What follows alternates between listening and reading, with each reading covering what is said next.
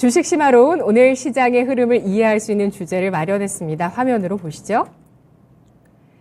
테라 루나 쇼크, 크립토 윈터 찾아올까? 힐스톤 인베스트먼트의 황라열 대표 오셨습니다. 어서 오십시오. 네, 안녕하세요. 안녕하세요. 황라열입니다. 네, 이 가상자산에 대한 이야기를 계속 저희 시간을 통해서 말씀을 해주시는 분이시고요. 5월에 또 한 가지 사건이 터졌습니다. 우리 주식시장의 지수 흐름을 보시면 5월 6일에 FOMC 회의 이후에 일단 지수가 좀 개파락하면서 시장 분위기가 다운됐었고요. 그러고 나서 5월 12일에 지수가 전 저점을 이탈하려는 시도를 하면서 2550선을 깨는 모습을 만들어냈는데요. 자, 이런 지수의 하락을 이끌었던 것이 바로 테라 루나 쇼크였습니다. 이 K코인이라고 하죠. 테라, 그리고 이 스테이블 코인 루나의, 가상화폐 루나, 그리고 스테이블 코인 테라의, 이 쇼크 사태가 발생했는데요. 뭐 말하자면, 가격이 10만 원대까지 가던 것이, 1,000원 아래로 떨어졌고, 그리고 이 사태 이후에, 일부 거래소에서는 상장 폐지까지 되고, 거래가 중단된 사태가 일어났습니다. 과연 이 루나 쇼크 무엇이 문제였는지에 대해서부터 한번 짚어볼까요?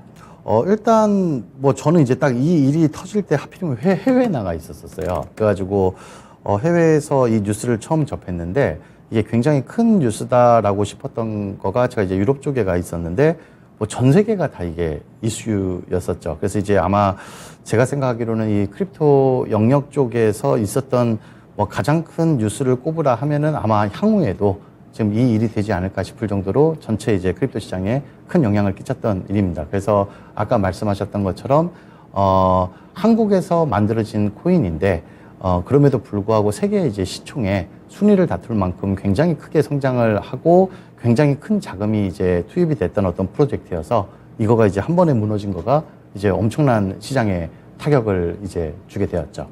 네.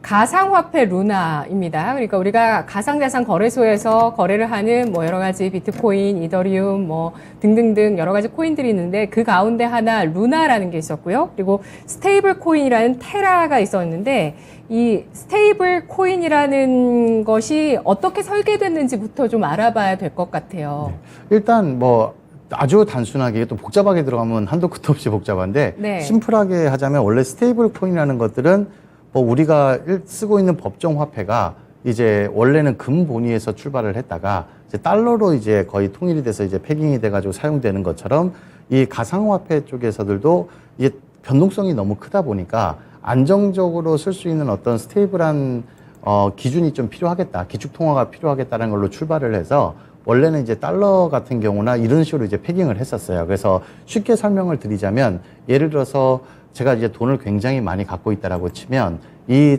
코인의 가격을 1달러로 고정하는 법은 굉장히 단순하거든요. 뭐냐면 가격이 오르게 되면 제가 갖고 있는 이 코인들을 더 유통을 많이 시켜서 가격을 낮추면 되고 가격이 떨어지게 되면 시중에서 내가 1달러로 다시 코인을 사들이게 되면 다시 가격은 1달러로 유지가 되겠죠. 그래서 이제 원래 모든 스테이블 코인들이 어떤 법정 화폐나 아니면 이제 기축 통화가 되는 것들을 베이스로 이 가격을 변동폭이 없이 일정 법정 화폐와 비슷하게 사용할 수 있도록 만들어진 것들이 사실은 이제 스테이블 코인입니다. 네. 대체로 1코인당 1달러를 네네. 고정해주는. 네네. 그게 뭐 저희가 계산하기 편하니까요. 지금 전 세계가 다 달러 기준으로 많이 이제 통용이 되기 때문에 네. 그냥 달러 기준으로 이 코인 자체도 1달러와 동일한 어떤 기능을 한다라고 이제 맞추는 것들이 이제 스테이블에서 많이 이루어지고 있죠. 네, 그런 것이 스테이블 코인이고요. 이 스테이블 코인이라는 것은 코인계의 어떤 기초통화 역할을 해주는 그런 역할을 하는 것으로 만들어진 그런 코인이라고 보시면 됩니다. 그러니까 우리 좀 쉽게 이렇게 설명을 하시더라고요. 우리가 해외여행을 갈 때도 달러로 먼저 바꿔서 그 나라 돈으로 바꾸게 되잖아요. 네네. 예를 들어 뭐 태국에 간다 하면은 태국 돈을 바로 바꾸는 게 아니라 달러로 한번 바꾸게 되잖아요.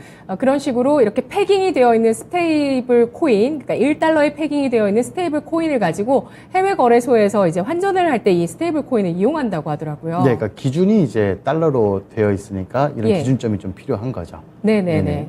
이 스테이블 코인도 어쨌든 사고 파는 건 가능하고요. 네네. 예. 그런데 이게 왜 무너진 겁니까? 이렇게. 무너진 이유. 일단은 이제 아까 말씀드렸던 것처럼 예. 그러니까 예를 잠깐 말씀드렸는데 제가 예를 들어서 한 뭐 100억 정도의 돈이 있다라고 가정을 할게요. 그래서 100억이 있어서 100억이 있으면 제가 시중에 발행할 수 있는 것들은 100억 원어치의 코인을 발행을 하면 제가 컨트롤을 할 수 있겠죠. 아까 말씀드렸던 것처럼 자, 내가 1달러의 코인 하나로 지금 패깅을 한다라고 치면 이 가격이 오르게 되면 저는 코인을 갖고 있는 데서 팔면은 수익이 생기잖아요. 그 수익을 제가 들고 있고 다시 가격이 떨어졌을 때는 제가 갖고 있는 돈을 바탕으로 이 코인을 다시 사들이는 것들로 밸런스를 맞추면 사실 1달러를 유지할 수 있는데 그렇게 되면 가장 중요한 거는 뭐냐면 이 들고 있는 이제 지급 준비율이 가장 중요합니다. 그러니까 제가 이거를 뭐 1억 정도밖에 돈이 없는데 100억만큼을 발행을 했을 때는 이 오르내리는 것들에 대한 변동폭을 제가 이 자산을 가지고 감당을 할 수가 없겠죠.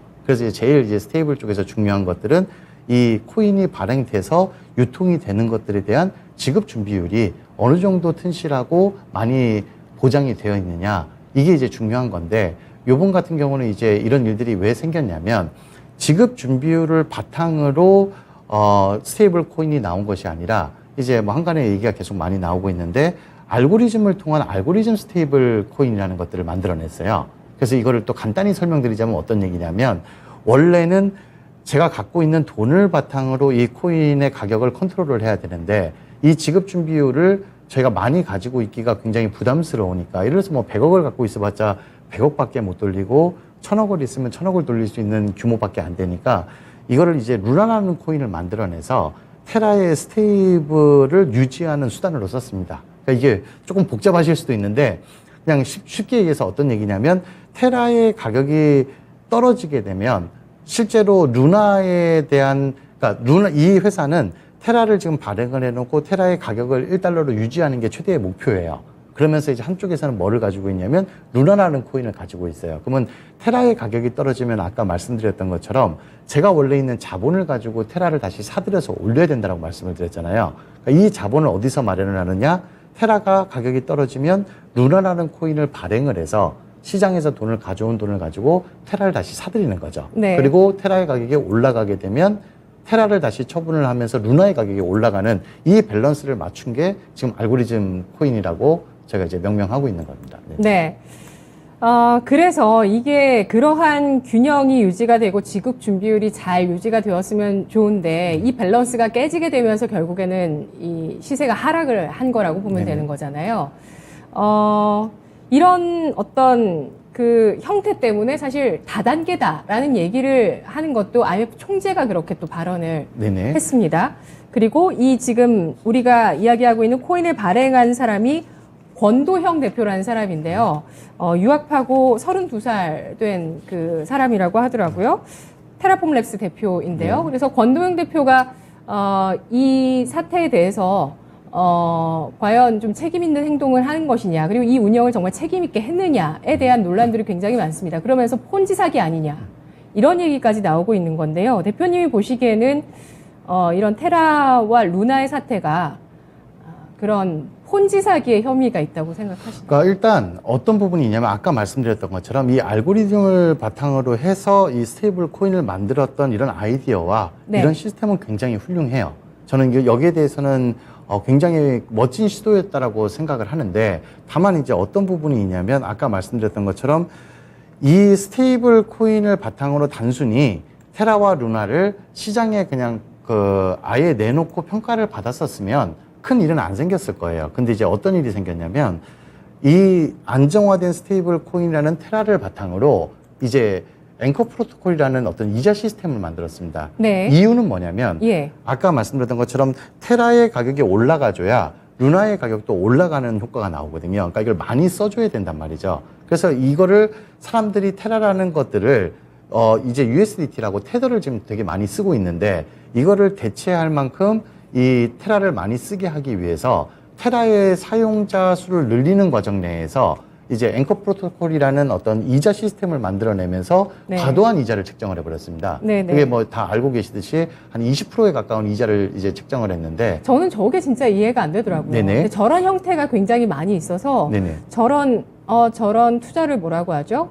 마치 배당을 받듯이 네네. 내가 저거를 이제 투자를 하고 나서 20%에 확정되어 있는 이자를 받을 수 있는 그것에 대해서도 많이 하시는 분들은 하셨었거든요. 네네. 그동안. 근데 저게 저는 이제 디파이 뭐 스테이킹이라 해가지고 디파이. 한번 이제 유행을 했던 예. 부분인데 왜 저게 과연 가능한가? 다단계 그러니까 아닌가? 저는 듣자마자 그 생각을 했거든요. 그렇죠. 이제 이게 예. 굉장히 복잡한 구조로 얽혀 있지만 예. 투자자분들이 생각하실 때 이 부분을 왜 간과를 했는지에 대해서는 저는 아직까지 좀 이해를 못 하고 있어요. 그러니까 아까 제가 말씀드렸던 것처럼 저는 이 시스템이나 이런 부분들에 대한 인정할 것들은 인정을 하는데 가장 우리가 근본적인 것들, 자 이자율을 20%로 잡았어요. 근데 이자율 20%라는 거는 저희가 이제까지 어디서 실생활에서 지금 경험해보지 못했던 금융권에서 보지 못했던 이자율이잖아요. 이런 것들이 어떻게 세상에 나올 수 있었는가. 그러니까 20%의 이자를 과연 이 테라라는 프로젝트가 어떻게 감당을 할 수 있을까에 대한 여기에 대한 명확한 어떤 좀 설명과 여기에 대해서 어떤 납득이 갈 수 있는 어떤 그 구조가 있었다라고 하면은 뭐 사실 좀 제가 이해를 할 수 있을 것 같은데 이게 디파이와 뭐 여러 가지의 유행에 그냥 붕 떠서 야 이게 세계 시총 몇 위짜리의 코인인데 이게 무너지겠어 하면서 이제 이쪽으로 몰리기 시작을 한 거죠. 근데 이제 이 몰리는 거에서 간단하게 제가 부연 설명을 하나 드리자면 굉장히 재밌는 게 은행 같은 경우는 수익을 내는 구조가 내가 대출을 해줄 때는 이자를 많이 받고 네. 받을 때는 조금 주는 이 차익을 가지고 이제 수익을 내잖아요. 님이라고 하죠. 네. 순이자 마진. 그런데 이제 이 테라 프로토콜 같은 경우는 어떻게 뭐가 잘못되어 있었냐면 대출을 해가는 이자보다 이거를 다시 맡길 때 이자가 더 컸어요. 그러니까 이거는 그냥 대출을 받아서 집어넣으면 알아서 그냥 부가 생성되는 이제 이런 그림의 시스템을 만들었던 거죠. 그래서 이제 뭐 예를 들어서 제가 이 테라를 빌리는데 12%의 이자를 낸다라고 치면 그 빌린 걸 다시 집어넣으면은 20%의 이자가 나오니까 8%의 수익이 그냥 자동적으로 쌓이게 되는 구조인 거예요. 그럼 여기에 대해서는 이제 어떻게 이게 가능한 것인가에 대해서 한 번쯤은 생각을 해봤어야 되는데 이 크립토 씬에 있는 많은 사람들이 보통은 어떻게 생각을 하고 있냐면 그게 어떻게 돼서 뒤에서 어떻게 무너질지에 대한 건 나는 관심이 없어. 다만 이게 처음에 초기에 나왔기 때문에 나는 내가 이자를 벌고 나가기만 하면 돼. 라는 것들로 이제 이게 굉장히 이슈가 되면서 갑자기 규모가 급격히 커지는 어떤 현상이 이제 딱 시발점이 된 거죠. 네. 결국에 뭐 공식적으로 뭐 의견을 전하기 힘드실 수는 있지만, 네. 예.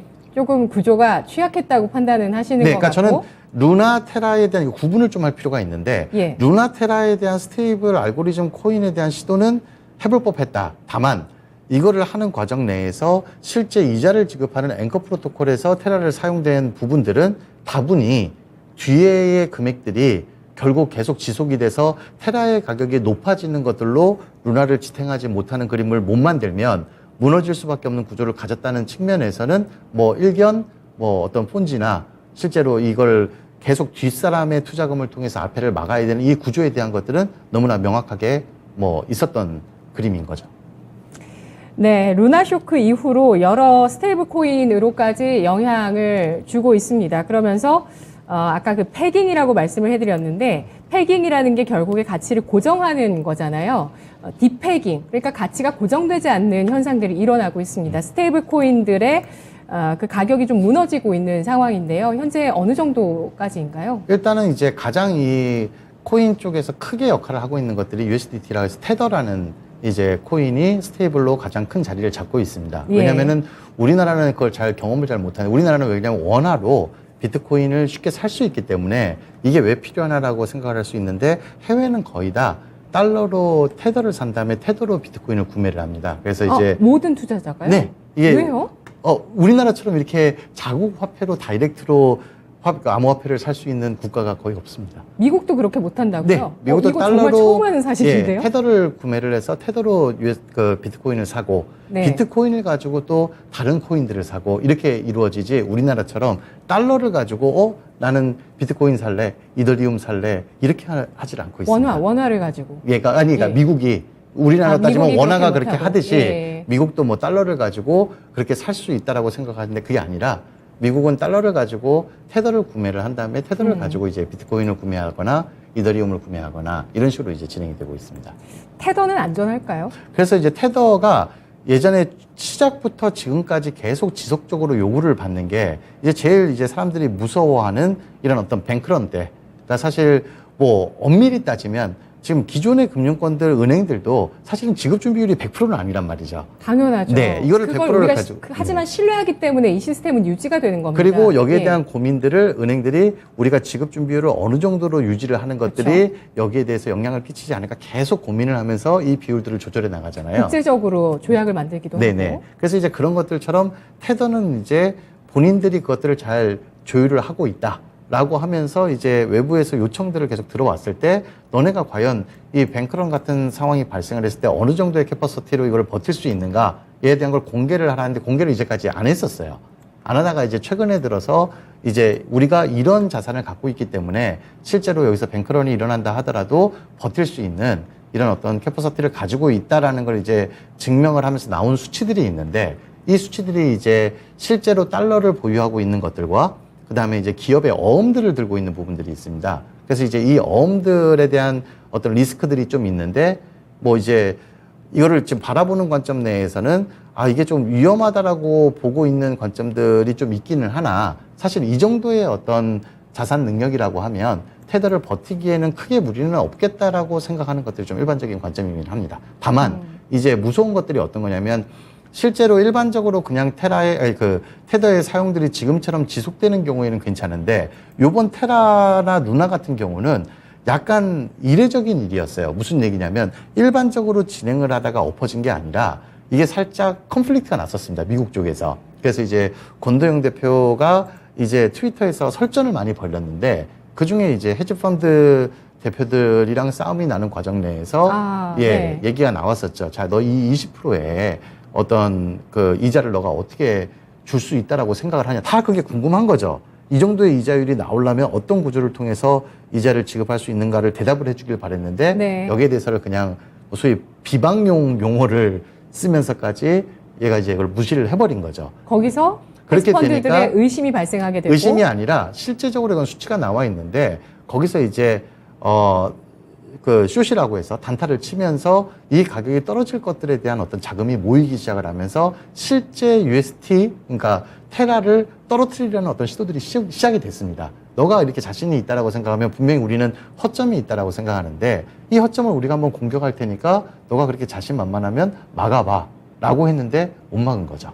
그 허점이 이제 드러나면서 우르르 무너지게 된 거고 지금 이제 테더 같은 경우들도 테더가 굉장히 오랫동안 기축통화로서 이걸 유지를 해왔는데 이 부분에 대한 어떤 집단적인 아주 계획적이고 집단적인 공격이 이루어지지 않는 한은 그렇게 크게 문제는 없을 것 같다라고 생각하지만 또 이런 부분들에 대한 거는 사실 이제 제가 알 수 없는 일들이라 언제 어떤 일이 일어날지는 모르는 좀 뭐 상황이 돼버리기는 했죠.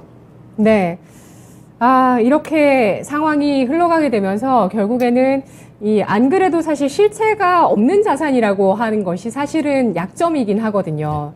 디지털 자산, 가상 자산이기 때문에 그런 것이 어떻게 보면은 약점인 것이 지금 좀 더 시장의 신뢰, 투자자들의 어떤 믿음 이런 것들을 흔들게 되면서 큰 자금 이탈이 나타나고 있는 게 현재 이 가상화폐 시장의 모습이 아닐까 싶은데요. 그러면서 사실 뭐 뱅크런도 뭐 언제 어디서든 일어날 수 있는 건 사실입니다. 러시아 사태 때도 그랬었고 하지만 그때 또 비트코인이 자산으로서 또 한 번 빛을 발하긴 했었잖아요.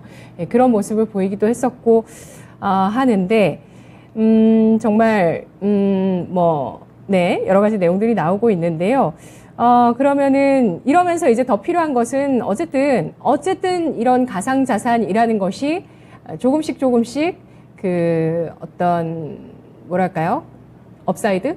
조금 더 뭐랄까요? 기존의 어떤 금융권에서 좀 인정하는 자산으로 조금씩 나아가고 있던 과정에서 이런 사태가 퍼지다 보니까 규제나 관리의 체계가 좀 더 강화돼야 되는 게 아니냐, 너무 사각지대에 놓인 게 아니냐 이런 지적들이 나오고 있는데요.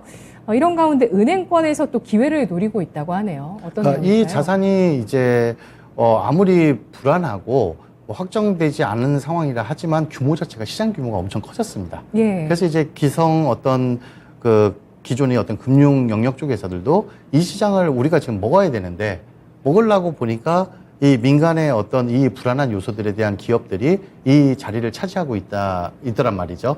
그럼 이제 이거를 전통 금융 영역 쪽에서 보면 이 시스템이 너무나 약한 거예요. 저도 이제 일견 그 부분엔 동의를 하는 게 우리가 기존 금융권들이 워낙에 곤고하고 스티키하게 그냥 보수적이고 안 움직인다라고 얘기하지만 사실 그럴 수밖에 없는 이유가 이 자금이라는 것, 자산이라는 것들을 움직이는 거에 있어서의 어떤 신중한 것들은 사실 100번 뭐 고려가 돼도 사실은 뭐 이렇게 과한 게 아니거든요. 그래서 이제 그런 것들에 익숙해져 있던 어떤 기존 금융 쪽에서 이 가상 자산이 규모가 커진 것 대비 이 자산을 컨트롤하는 어떤 개별 주체들을 보다 보니까 너무나 준비가 안 되어 있으니 이런 부분들을 시장에서 이제 빨리 퇴출을 시키고 아니면 이걸 정상화시키고 규제를 만들어 가지고 제대로 만들어야 된다라고 하는 이제 어떤 이런 주장들이 이제 굉장히 커져 나가고 있는 거고요. 그래서 이게 뭐 사실은 아이러니한 게 이런 주장들을 얘기를 하면서 이 시장을 정화를 시켜야 되고 규제를 만들어야 된다라고 얘기하는 것 자체가 결국은 이 시장을 인정하는 이게 먹거리가 없고 가상자산 시장 자체가 크지 않고 하면은 사실 관심이 없었거든요. 사실 그 몇 년 전까지만 해도 사실 가상자산에 대해서 기존의 전통 금융권들이 들어올 생각을 하지 않았었어요. 근데 규모가 커지다 보니까 이제 이런 얘기들이 나오고 하면서 이제 이해관계가 결국은 커진 시장 파이에서 기존 전통 금융과 이쪽 어떤 크립토 쪽에서의 원래 달려왔던 플레이어들 간에 이런 부딪힘이 앞으로 계속 지속되지 않을까. 이제 이런 이제 뭐 전망으로 볼 수 있을 것 같습니다. 네. 그러면서 은행권은 좀 더 디지털화를 하는 데 대한 여러 가지 좀 어려움이 있었는데 커스터디라고 하는 이런 디지털 스타트업 쪽으로 우리가 진출해서 이런 좀 혼탁하고 좀 흔들리는 시장에서 우리가 좀 기준을 잡고 주도해 나가겠다라는 게 은행의 입장이라고 보시죠. 예, 그러니까 그 커스터디 관련된 부분이 우리가 작년에 가상자산법이 통과가 됐거든요. 예. 그러니까 어떤 얘기냐면 이게 가상자산을 화폐로 인정을 안 하다 보니까 마구잡이로 다 모을 수가 있었어요. 그래서 이게 너네가 이걸 화폐로 인정하지 않으니 우리나라에서 자금을 모금하는 것들에 대한 거는 불법이지만 가상화폐를 받는 것들에 대해서는 법이 없지 않냐 해서 이제 가상자산법이 작년에 만들어졌고 현재는 암호화폐들을 모아가지고 이걸 모금을 하는 것 자체가 가상자산 사업자 등록이 없으면 안 되게 돼 있습니다. 그래서 이미 이건 이제 법제화돼서 이제 규제 안으로 들어가기 시작을 하게 된 거고요. 그래서 이거를 컨트롤함으로 인해 가지고 시장에서 무분별하게 자금을 모집하고 모금하고 하는 것들에 대한 것들을 막아보자라는 것들이 이제 정부의 어떤 흐름의 방향이죠. 네. 이렇게 루나와 테라가 몰락하게 되면서 수사 움직임도 나오고 있습니다. 아무래도 거의 뭐 60조가 증발했다고 해요. 그러면서 나온 피해자분들, 투자자분들께서 좀 수사를 요구하고 있고, 그래서 검찰 합수단 1호 수사가 착수하는지에 대해서도 주목이 되고 있는 상황이고요. 또 이걸 돌이켜서 이제 그 한 3년 전에 이게 발행이 됐더라고요. 그때 되돌아봤을 때 거래소들은 뭐 했냐? 라는 얘기들도 나오게 됩니다. 그렇게 되면서 과연 이 루나 사태의 피해자들에 대해서 어떻게 해결을 할 것인가에 대한 여러 가지 얘기, 그리고 책임론 공방 이어지고 있는데요. 아까 말씀드렸던 권도영 대표가 새로운 코인을 발행해서 피해를 복구하겠다는 계획을 얘기를 했습니다. 과연 이번 루나 사태로 인해서 피해를 보셨던 투자자분들의 보상은 가능할 거라고 보세요? 그러니까 이제 이게 오히려 굉장히 악수를 떴다라고 생각을 하는데 사실 이번 일들 같은 경우 내에서 해결을 할 수 있는 최선의 모습들을 보일 수 있는 방안들은 굉장히 많았습니다. 근데 이제 우리가 사회에서 그러니까 통념적으로 생각하고 있는 이런 해결의 방법이 아닌 이제 새로운 코인을 만든다라고 하는 이 발언과 이 시도 때문에 사실은 여기에 이제 굉장히 우호적이었던 어떤 커뮤니티들이나 이쪽 편이었던 사람들도 등을 돌리게 된 거죠. 그러니까 이걸 간략히 말씀을 드리자면 새로운 것들을 통해서 투자자 보호를 만들겠다라는 어떤 이런 그림들보다는 실제로 이제 이쪽에서는 고래라고 하죠. 굉장히 많이 스테이킹을, 그러니까 많이 갖고 있는 자산가들을 중심으로 살아나갈 수밖에 없는 이런 구조에 대한 제안을 했기 때문에 실제로 이제 해외에서도 크립토 리더들이 얘기하는 것들은 너가 만들어진 일들에 대해서 일단 일반 투자자들,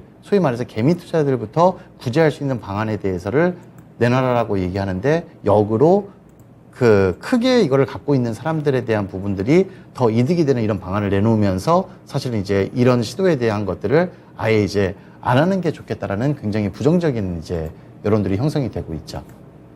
네. 아까 뭐 테더, 스테이블 코인의 시가총액 1위라고 볼 수 있는 테더에 대해서는 그래도 안정적이다라고 평가를 해주시긴 하셨지만 어쨌든 뭐 시가총액이 많이 증발하고 자금이 많이 빠진 건 사실이잖아요. 관련해서 내용들 나오는 뉴스를 보면은 불안감을 느낀 그 암호화폐 투자자들이 스테이블 코인 테더에 대해서도 9조 원 가까운 자금을 인출할 것으로 나타났다라면서 이 CNBC 방송의 보도 내용을 좀 인용해서 설명을 하더라고요. 지금 전체적인 그 코인 시장의 시가총액이 많이 줄었잖아요. 어느 네네. 정도죠? 한 뭐 절반 정도는 사라진 것 같은데, 예. 그 지금 일단 테더 같은 경우들도 이제 이런 부분들이 있습니다. 그러니까 테더가 지금 아까 말씀드렸던 것처럼 감내할 수 있는 부분들로는 버틸 수 있는 여력이 있는데, 이걸 외부의 압력으로 지금 이제 분위기가 많이 그렇게 조성이 됐단 말이에요. 저도 이제 크립토 씬에 있다 보니까 네. 느끼는 것들은 이 테라루나 사태 때문에 이 어떤 비트코인, 가상화폐 이쪽에 대한 부분들은 굉장히 위험하다. 이런 시그널들을 계속 던지다 보니까 굉장히 시장이 많이 위축이 됐어요. 근데 위축이 됐던 상황 내에서 테더의 인출이 굉장히 다량으로 이루어지는 경우에는 사실 무너질 수 있는 가능성이 충분히 있다라고는 판단을 하고 있습니다. 그러면 대량 인출 가능성은 있다고 보세요? 네, 그러니까 그게 아예 없다라고 볼 수는 없는데 네. 그렇게 돼서 속된 말로 테더가 이제 무너지는 경우가 발생을 하게 되면 사실은 이거는 이쪽 암호화폐 비트코인 쪽 시장에서는 엄청난 재앙이죠. 근데 이제 그거가 어떻게 될지에 대한 부분들은 사실은 이제 뭐 좀 지나봐야 알 것 같습니다. 근데 그런 요소가 내재되어 있는 것들은 명확한 사실이에요. 네. 그래서 이 테더에 대해서도 앞으로 좀 공매도가 일어나는 게 아니냐 이런 전망도 있어요. 네네. 그러니까 실제로 뭐 그런 시도들이 일어나고 있긴 하고요. 근데 예. 그런 거 대비 사실은 테더와 비트코인이 지금 이런 어떤 분위기와 시장 상황에 대비해서는 굉장히 잘 버티고 있는 상황이고요. 그래서 이걸 이제 뭐 버텨낸다라고 하면 사실은 뭐 이전에 이런 문제들을 좀 다 상쇄하고 다시 올라갈 수 있는 여력이 있는 거고, 여기서 또 테라루나 사태처럼 또 크게 무너질 수 있는 가능성에 대해서 완전히 배제할 수는 없는 거고요. 네. 그래도 테더가 안정성을 띌 수 있는 그 키는 수급적으로는 뭐 이런 지금 분위기, 투자 심리와 수급이 이어지고 있지만 그래도 테더가 안정화를 보일 수 있다고 보시는 이유는 아까 말씀해 주신 그 지급 기업- 준비율이 좋습니다. 예. 네네. 지급 준비율이 네네. 주로 그래도 미국 그나마- 국채라든지 이런 걸로 네네. 구성이 되어 있는 거죠. 달러가 이제 달러 가장 많은 자산으로? 비율을 가지고 있고 기업 예. 어음들을 가지고 있고 예. 비트코인 뭐 여러 가지를 비롯해서 이 지급 준비율에 대한 부분들이 완전히 크게 우려할 만한 상황은 아니다. 다만 뭐 결론적으로 말씀드리면 대량 인출이 이루어지면서 여기에 대해서 어떤 큰 이슈가 발생을 했을 때는 감당을 못할 수도 있다. 뭐 이렇게 결론을 아마 내리는 게 맞지 않을까 싶습니다. 네. 그런 가능성 때문에 지금 말씀해 주신 그 내용 때문에 사실 주식 투자하시는 분들도 코인 시장을 주목하는 이유가 그거거든요. 만약에 코인 시장에서 그런 좀 혼란이 크게 발생하게 되면 아무래도 자산 시장 전체적인 투자 심리에 영향을 크게 줄 수 있는 내용이 될 수 있고 또 시스템 위기로까지 전이되는 거 아니냐라는 그런 내용 때문에 사실 좀 찝찝한 어떤 네네. 변수로 좀 남아있다고 인식을 하고 있는 게 바로 앞으로 테더의 주가 향방입니다. 네네. 이번 윤석열 정권에서 코인 시장 활성화를 내세웠었는데 그러면 이번 정권에서 신중 기조로 돌아설 가능성이 있다고 보세요? 지금 그럴 수밖에 없는 상황이 돼버렸죠. 사실 우리나라에서 이제 저 테라루나로 인한 어떤 피해자가 굉장히 많이 발생을 하면서, 근데 저는 이제 이 크립토 씬에 있으면서도 계속 이 정부나 뭐 이런 어떤 시책들 관련된 부분들이 좀 더 빨리 움직여야 된다라고 생각을 하는데, 저는 이것도 늦은 감이 있다라고 생각을 합니다. 그래서 어떤 개인 피해자들이 이렇게 많이 발생을 했는데 이게 과연 누구의 책임이냐라고 하면서 책임론 공방들이 뭐 예전에 거래소, 지금 네. 이제 이 재단 네. 뭐 이런 식으로 이제 다 움직이고 있는데, 사실 이런 얘기들은 지금 하루아침에 나온 얘기가 아니거든요. 굉장히 많이 얘기들을 해왔고, 이런 부분들에 대한 어떤 뭐 노력과 어떤 방법에 대한 것들을 제시를 했음에도 불구하고 사실은 뭐 정부에서 움직여진 적은 없는 거죠. 그러니까 정부가 지금 움직이게 된 거는 사실 어떻게 아이러니하지만 이런 큰 사건이 터졌기 때문에 이거를 계기로 뭔가 이제 새롭게 그림을 짜야 되는 것들에 대한 어떤 심각성을 이제야 깨달은 것이지, 이런 어떤 위험성에 대한 부분들은 벌써 오래전부터 지속이 되었던 부분들이죠. 그래서 저는 지금이라도 이 현황에 대한 부분들과 이런 위험 요소에 대한 것들을 이번 기회를 통해 가지고 아주 명확히 좀 파악을 하는 것들이 정말 중요하다고 생각하는데, 이게 무조건 블록체인, 친가상자산 쪽으로 정책을 틀고 하는 문제들이 아니라 저희 신이나 뭐 전통 금융 쪽에서도 마찬가지일 거예요. 가장 중요한 요소는 투자자들이 피해를 보지 않을 이런 위험 요소에 대한 부분들을 정부가 일찌감치 차단을 하고 막아줄 수 있는 이 그림을 다 원하고 있는 거기 때문에 이거는 어떤 성향에 대한 문제들이 아니라 이 씬에 대한 이해도가 조금 더 높아졌으면 하는 바람입니다. 사실 저는 이제 지금 정부가 이런 걸 가지고 대책을 세우고 향후에 어떤 이런 뭐 이제 금융의 금감원들 다 이제 들어오면서 이 스테이블 코인에 대한 어떤 오더들을 내리고 있는데 과연 여기에 대해서 그만큼 잘 알고 있는가라고 질문을 던졌을 때 저는 약간 회의적이거든요. 네. 그러니까 지금이라도부터 저는 이 씬에 대한 어떤 공부들이 시작이 돼야 되고 연구가 좀 제대로 시작되는 어떤 그런 시점이 될 수만 있다라고 하면 뭐 이번 일이 그렇게 뭐 부정적이지만은 않다라고 생각을 하고 있습니다. 네, 테라 루나코인에 대해서 상장을 했을 때 거래소 두 곳의 상장 평가 보고서를 입수한 한 언론사의 보도에 따르면 좀 강점이 너무 부각되고 위험성은 과소평가됐었다라는 얘기들을 좀 하고 있는데요. 결론적으로 이 루나 쇼크 사태로 인해서 크립토 씬의 크립토 윈터가 도래할 가능성에 대해서는 얼마나 보시나요? 일단은 이제 크립토 씬이 워낙에 선반영이 잘 되는 필드예요. 그래서 네. 이제 경기 지표보다 더 빨리 움직이고 예. 해서 이 루나테라 관련된 것들은 이미 선반영이 됐다라고 보는 게 지금 이쪽 씬에서 맞다라고 생각을 하고요. 다만 이게 이제 반등을 치고 올라갈 수 있는가 없는가에 대한 부분은 사실은 이 악재가 해소되는 문제를 보는 것들이 아니라 전 세계 그냥 경기 전망에 따라 달려 있는 것 같아요. 그래서 전 세계 뭐 증시도 지금 다 하락을 하고 있고 예. 지금 경기가 다 침체에 뭐 인플레이션에 뭐 여러 가지 악재들이 있는 상황 내에서 사실 가상자산 시장만 혼자 솟아오를 수는 없는 일이고요. 그다음에 흐름들 자체가 어쩔 수 없이 이 경기 흐름이 좋아짐에 따라서 남는 자금 유동량들이 사실은 지금 이제 가상자산 쪽으로 흘러오는 후순위의 어떤 그 순서를 띠고 있기 때문에 사실 이제 주목하고 있는 것들은 이러한 어떤 악재들이나 어떤 규제에 대한 부분들보다는 역시 뭐 증권가나 마찬가지로 이 경기가 과연 지표가 어떻게 변화할 것인가 여기에 많이 이제 뭐 좀 초점을 두고 있습니다. 네. 경기에 연동되면서 앞으로 코인 시장이 움직일 것으로 방향성은 예상을 해 주셨고요. 그런 과정에 이 가상자산이라는 그 어떤 하나의 영역이 보다 성숙하기 위한 여러 가지 법적인 그 뒷받침이나 또 규제 그리고 또 감독 이런 것들이 필요하다는 점에 대해서 또 공감을 해 주셨네요. 오늘 히스톤 인베스트먼트의 황나열 대표와 이야기 나눠봤습니다. 고맙습니다. 네, 감사합니다. 네, 지금까지 투자 판단에 도움드릴 수 있는 내용들 쭉 알아봤습니다. 다만 주가의 상승과 하락을 보장하지 않는다는 점을 유의하면서 투자하시면 되겠습니다. 저는 그래도 비트코인 가격이 좀 어느 정도는 좀 지지력이 있다는 생각이 들더라고요. 4천만 원 아래에서 잘 한 3천만 원 후반에서 유지가 잘 되고 있습니다.